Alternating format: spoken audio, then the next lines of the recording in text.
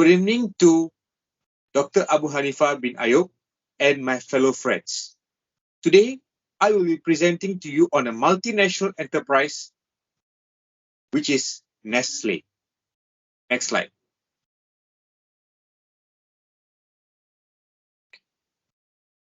Let me introduce you to my team members. Lutfie Al-Husni, Fatin Nursyazana, Suhashinee, and myself, Sharween Vinod. Next slide.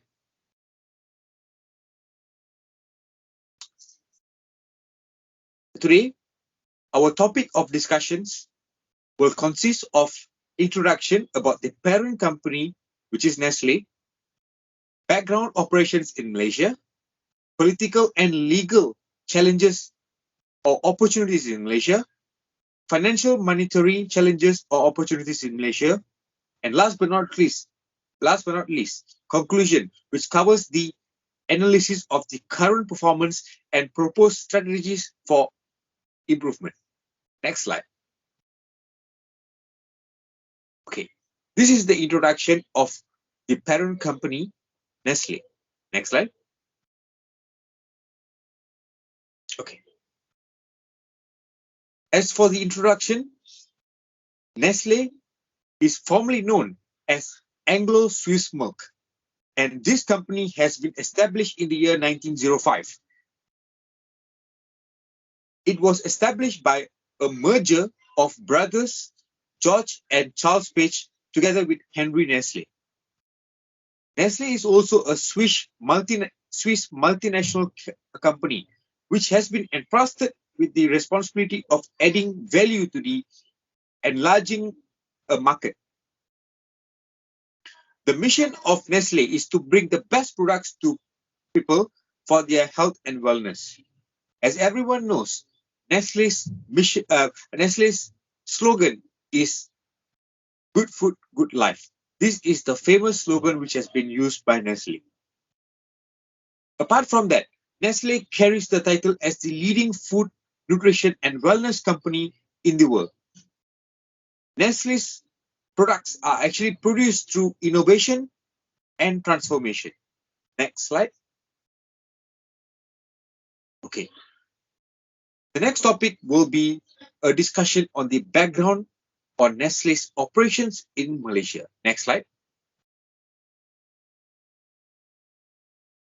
Okay. Let me brief you a little about the operations of Nestlé in Malaysia. Nestlé began their operations in Malaysia in the year 1912 in Penang. The operations were later expanded in Kuala Lumpur in the year 1939. As everyone knows, Nestlé's first office was in Bishop Street, Penang. However, a few years later, Nestlé have moved into their head office, which is based in Kuala Lumpur. And the objective of having the office in Kuala Lumpur was to have to enlarge a market that it has developed a century ago. Okay. And Nestlé Food Malaysia Specialty was established in the year 1962 with the opening of the first factory in Petaling Jaya. Nestlé locally manufactures varied Nestlé products for both local and also the export markets. In 1987, Nestlé have set up a fully automated central factory,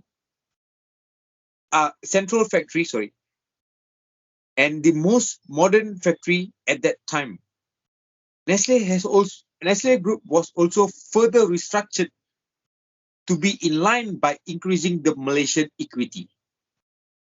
In 1989, Nestlé Malaysia was listed at the Kuala Lumpur Stock Exchange at an issue price of 5 ringgit 20 cents each.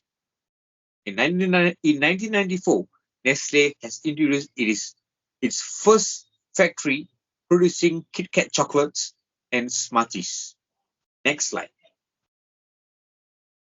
Okay. Nestlé's mode of entry was actually through advertising. It has a good deal by advertising to promote its food products across Malaysia. It is also engaged in mass advertising, which applies on newspapers, televisions, social media, magazines, and billboards. And this has also created various advantages for Nestlé Malaysia, which gives them the ability to innovate new food products to attract a higher sales volume. And Nestlé is also involved in venturing into new markets from the growth perspective. It has also been successfully implementing strategies for market development. Next slide. Okay. Nestlé's marketing strategy are to acquire local companies which are known in the indigenous market. Okay. Nestlé's marketing strategy is simple but pretty much strong. And Nestlé Malaysia's marketing strategy are to start from the basics and gradually move into the niche with the rise in demand. Nestlé Malaysia begins marketing of their own products, and their goals are to attract the Malaysian market as it produces more than 300 halal-based food products, which belongs to Nestlé. And Nestlé focuses on developing brand for each of their products instead of creating brand for their entire company. And this is something unique that Nestlé has been practicing on. Next slide. For the political and legal challenges or opportunities, I will pass it on to Lutfie. Lutfie, over to you. Thank you, Sharween. Next, I will discuss about challenges or opportunities of political and legal system. For political system, political turbulence in Malaysia continues to fuel volatility in the local stock market on top of the ongoing health crisis. But plenty of stocks are still visible regardless of the uncertainty.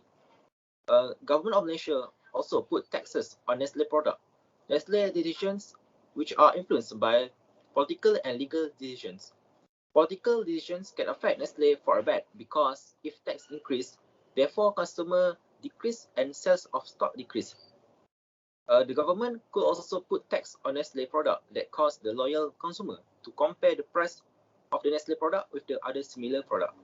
After make a comparison, it's likely that customer will switch to a new product and it's certainly much cheaper. Advertisement costs could rise due to increased costs from tax and interest rate. The government of Malaysia put high advertising price, causing Nestlé to underpromote its new product in media such as televisions. For example, on July 2019, the government of Malaysia imposed a new sugar tax, an excise duty of 40 cents per litre imposed on sweet beverages containing more than 5 grams of sugar or sugar-based sweetener per 100 ml. Nestlé Malaysia Berhad will not increase the price of product following the introduction of the excise tax on sugary beverages. However, the price of the product will be higher if there is a rise in raw material price. Next slide.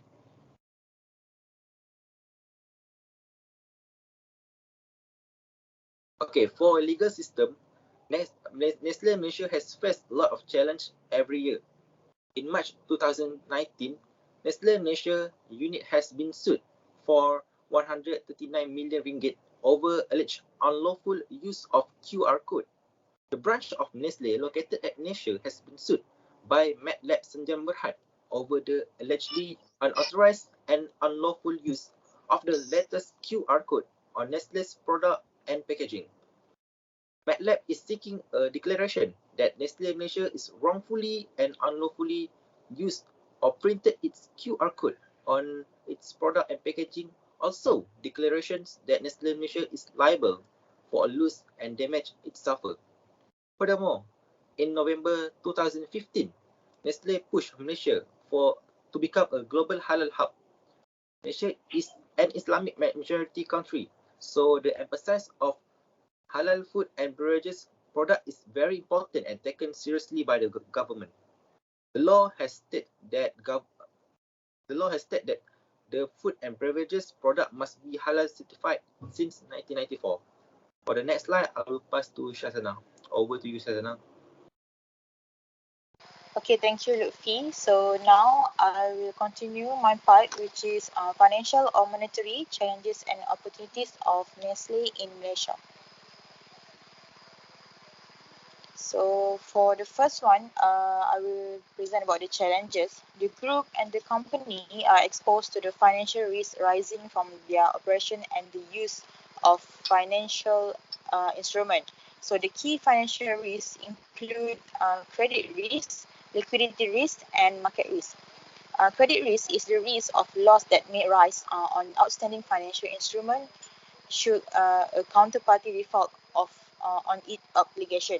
The groups and the company exposure to credit risk rises primarily from trade and other receivable.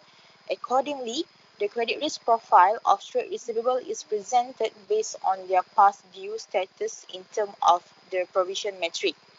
At each reporting date, 2020, the group assesses whether any of the trade receivable are credit impaired. The gross carrying amount of credit impaired trade receivable are written off when there is no realistic prospect of recovery. This is generally the case when the group determines that the debtor does not have assets or sources of income that could generate sufficient cash flow to repay the amount subject to the write-off. So the second one is liquidity risk. Liquidity risk is the risk that the group or the company will encounter difficulty in meeting financial obligation due to shortage of funds. The groups and the company exposure to liquidity risk arises primarily from mismatch of the maturities of financial assets and liabilities. And for the third one is market risk. Market risk is the risk that change in market prices such as foreign exchange rates, interest rate, and commodity prices that will affect the group financial position or cash flow. For the foreign currency risk, the group is exposed to foreign currency risk on sales, purchases, and borrowings that are denominated in currency other than the functional currency of respective entities within the group. The currency giving rise to risk primarily US dollar, Great Britain pound, and euro. The group hedge a portion of its foreign currency denominated trade receivable and trade payable. For the interest rate risk, the group's fixed rate borrowing are exposed to a risk of change in their fair value due to change in interest rate. The group's variable rate borrowing are exposed to a risk of change in cash flow due to changes in interest rate. Then for the last one is commodity price risk. Commodity price risk arises from transaction in relation to commodity market for the supplies of mixed cane powder, coffee, cocoa, palm oil, sugar, and energy for the manufacture of the group's product. The commodity price risk exposure of future purchases is managed using a combination of derivatives and executory contract. Based on the global procurement hub arrangement, NESTLÉ branch was set up in Malaysia to support the procurement activities of Zone Asia, Oceania, and Africa. So the next one, I will describe about the opportunities.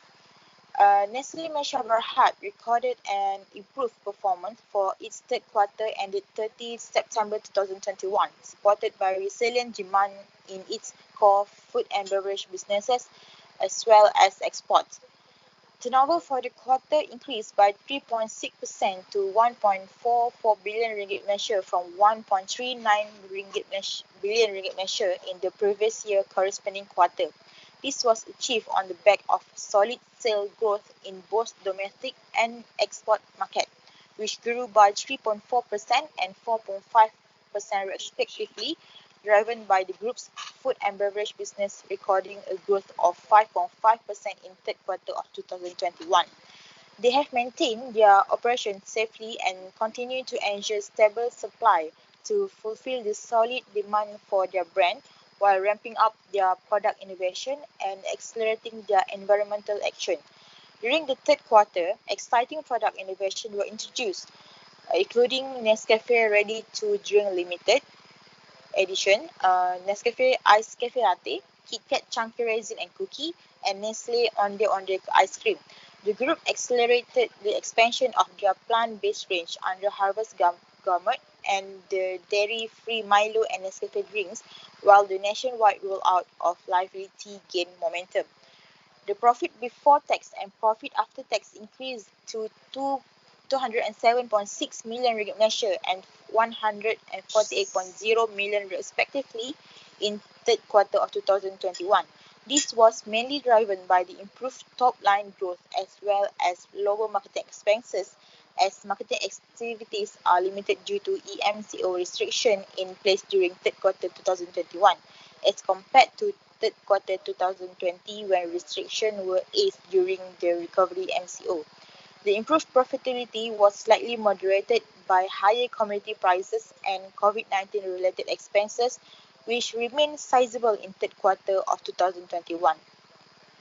For its first 9 months ended 30 September 2021, the group's turnover increased by 5.6% to 4.27 billion ringgit Malaysia from 4.04 billion ringgit Malaysia in the same period last year. This was mainly driven by domestic sales, which grew by 6.3% as the retail food and beverage business recorded a 6.2% increase. The earning and sale growth for the first 9 months of the year reflect the resiliency of the business and operation. Their key priorities have remained to ensure the safety of all employees and business partners as well as ensuring continuity in supply to the customer. On top of this, they have remained focused on delivering great tasting, high quality and nutritious products that continue to resonate well with the evolving needs and expectations of the consumer. So for the next part, I will pass it to Suhashinee. Thank you, Shazana. Okay, I would like to discuss about conclusion, which is analysis of the current performance and proposed strategy for improvement on the Nestlé operation. Nestlé is a much focused company with more than 94% of the sales coming from the food and beverage sector. The company operates across 6 zones that include Zone America, Zone Oceania, Zone Africa and Asia. The company aims to be the leader in the food industry, more specifically health, wellness and nutrition. Despite the success in the market, Nestlé still faces internal and external challenges that they need to overcome in order to reach their goals. Nestlé has a lot of challenges, especially external ones that seems to grow each day. But with these come opportunities that need to be explored, Nestlé enjoys high credibility among the customers because of its quality product and loyalty and trust among its customers. It also chance to be able to cooperate and forge partnership with other local industry to boost their image in whichever region they are based. Next slide. Based on the analysis of the current performance of the Nestlé transforming its global water business, sharpening its focus on international premium and mineral water brands and healthy hydration product, Nestlé complete the sales of its regional spring water brand, purified water business and beverage delivery service in US and Canada for USD 4.3 billion. Other than that, their current performance, Nestlé Health Science continues to focus on building a nutrition and health powerhouse. Nestlé entered into an agreement to acquire core brand of the Bountiful Company for USD 5.75 billion. The Bountiful Company is the #1 pure play leader in the highly attractive and growing global nutrition and supplement category. Next, when the COVID-19 pandemic did not affect the Nestlé negatively due to the lockdown, people are bought more packages, food, not only coffee and dairy product, but also pet product, which is increased the company's sales. At the same time, based on the analysis of current performance of the Nestlé building on the successful global coffee alliance, Nestlé continues to expand the reach of Starbucks brand coffee and tea product outside Starbucks retail store. Nestlé Nestle and Starbucks announced new collaboration with Bring Starbucks ready-to-drink coffee beverage to select market across the South, East Asia, Oceania, and Latin America. Next slide.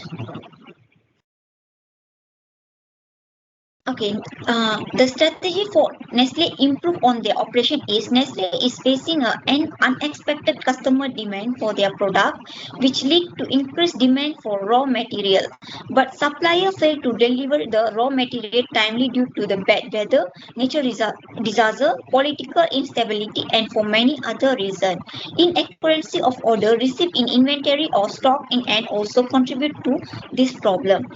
Moreover, the strategy for improvement on the operation better global quantity control is needed.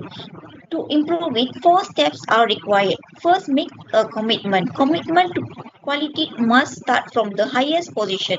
Secondly, track the mistake in order to not repeat them. Third, invest training all the level and enhance ethical behavior.